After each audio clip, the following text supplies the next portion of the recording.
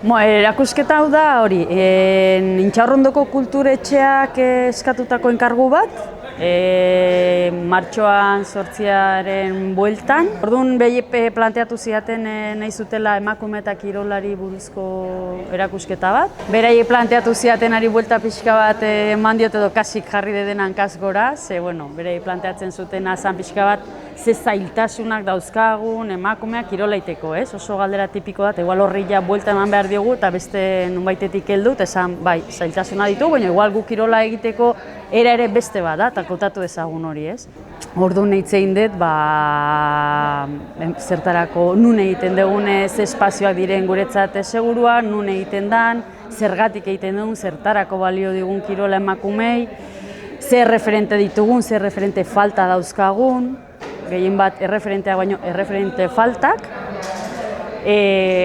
danak ezagutzen ditugu beti ateratzen direnak, baina igual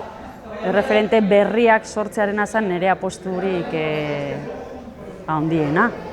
Niretzat erreferentea bai dominaz eta guzti hortaz aparte, erreferenteak izan ditezke egunero kontxan elkarrekin 25 urte elkarrekin bainatzen damazkiten emakume hauek, non bereintzako izan da berein bizitzako sarea, taldea, lagunak, bizitzeko bestera batean, eta hori da bereintza, ze garrantzia daukan, besteen batentzat domina,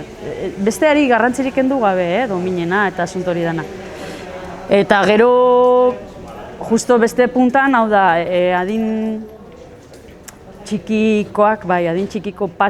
neskatoek patiotan egunero, eskolako patiotan eukitzen dituzten oraindik, eukitzen dituzten borroka horiek ekarri nahi nitu nire azalera, Orduan niretzat bi argazki favoritoak horiek dira. Neskatoak esanez, haserre, patioa ere gurea da, edo señora lasai-lasai eguneroko baino hortan,